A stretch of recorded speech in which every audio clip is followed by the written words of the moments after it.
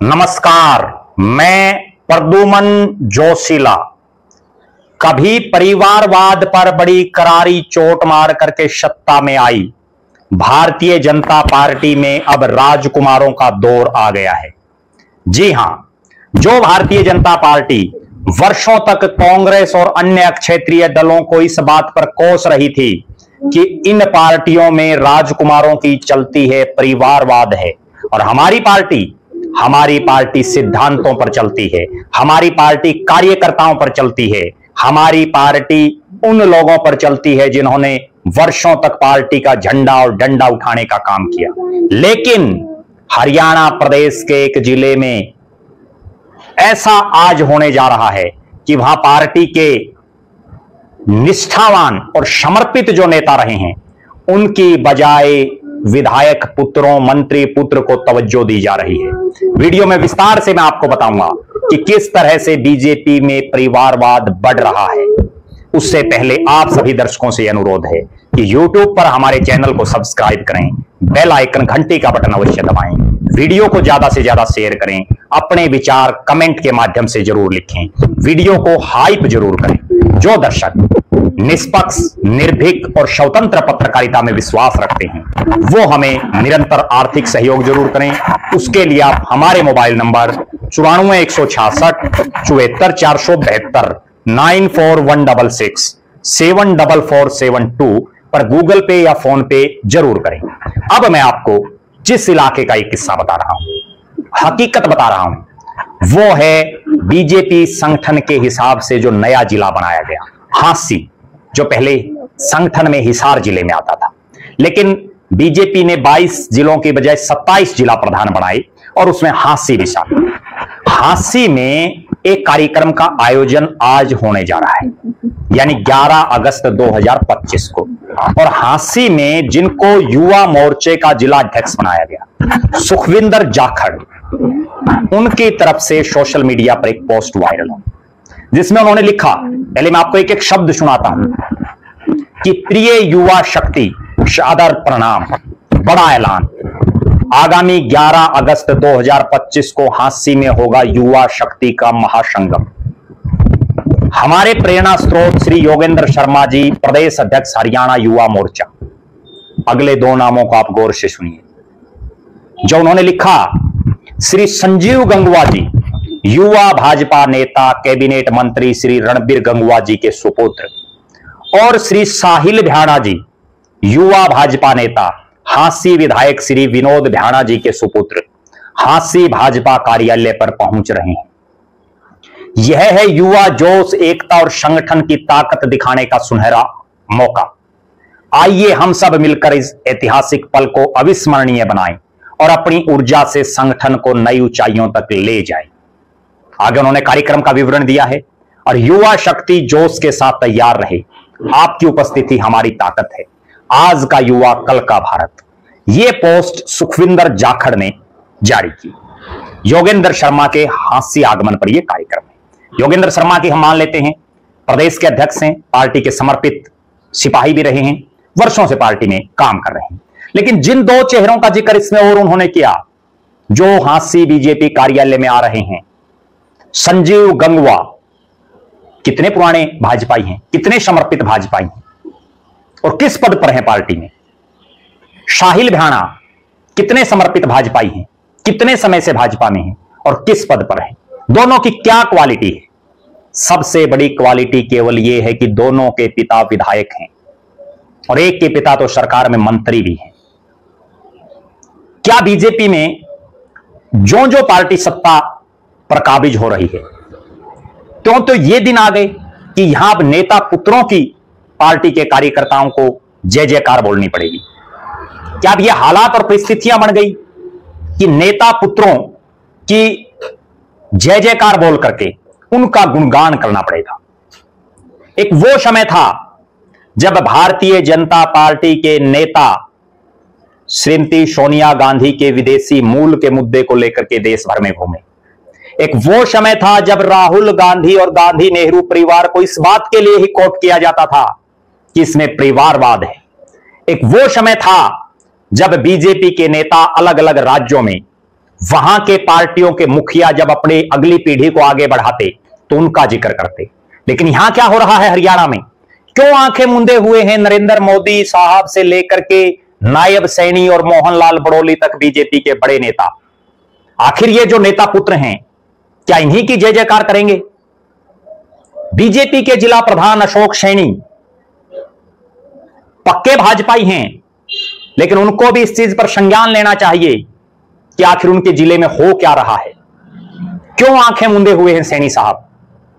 अगर पार्टी का युवा मोर्चा का प्रदेश अध्यक्ष आ रहा है तो प्रदेश अध्यक्ष के साथ साथ अन्य जो पार्टी में पदाधिकारी हों, जिन्होंने वर्षों पार्टी के लिए समर्पित किए हों, जो किसी पद पर हों, वो अगर कार्यकर्ताओं को भाषण दें, कार्यकर्ताओं के बीच में आए, तो एक अलग ही माहौल बनता है, अलग ही फायदा होता है। लेकिन यहां दोनों नेताओं के आगे संजीव गंगवा युवा भाजपा नेता, साहिल भ्याणा युवा भाजपा नेता,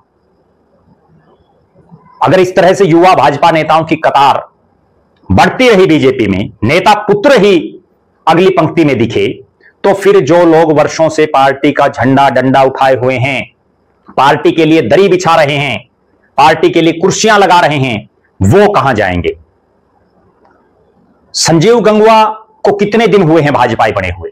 साहिल भ्याणा को कितने दिन हुए हैं भाजपाई बने हुए? पार्टी में दोनों नेता किन किन पदों पर रह चुके हैं?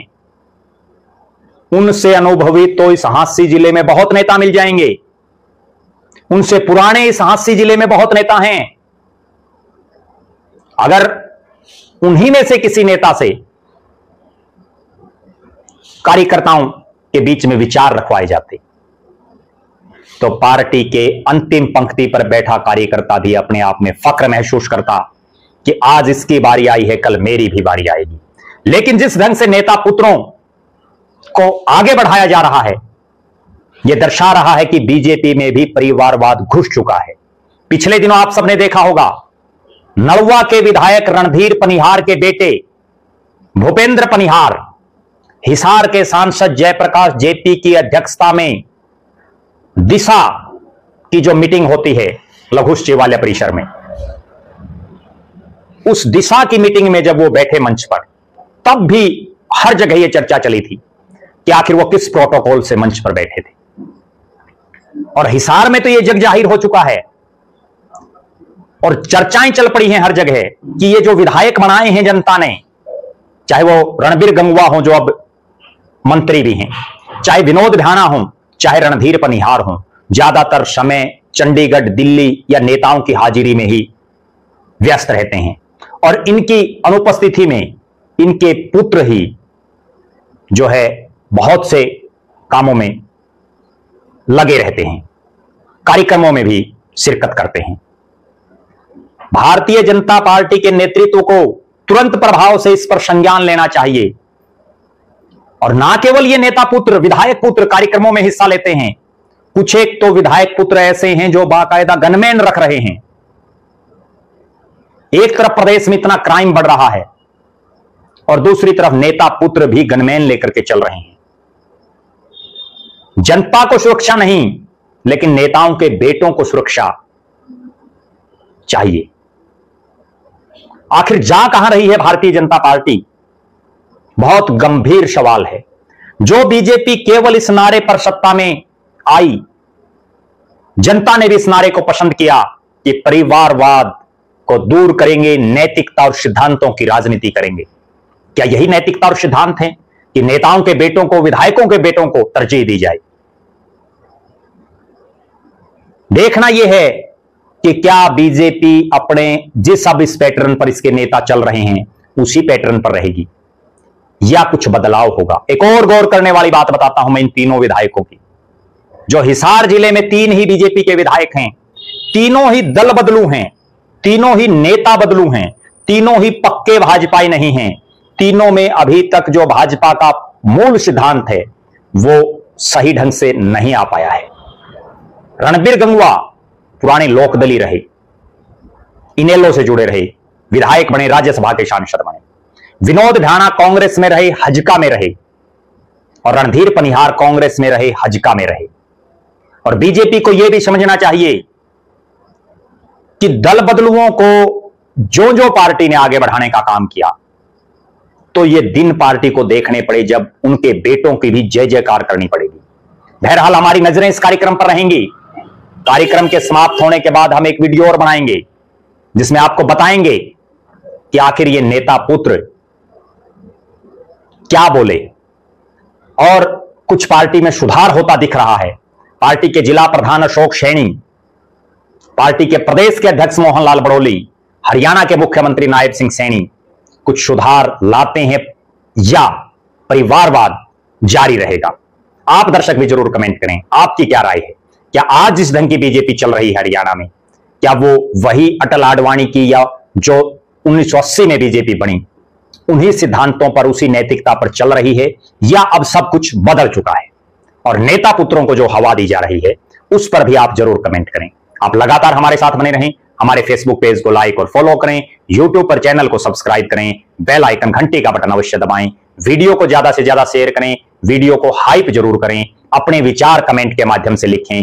जो दर्शक आर्थिक रूप से सक्षम हैं वो हमें आर्थिक सहयोग जरूर करें। बहुत बहुत धन्यवाद। आपका अपना प्रद्युमन जोशीला।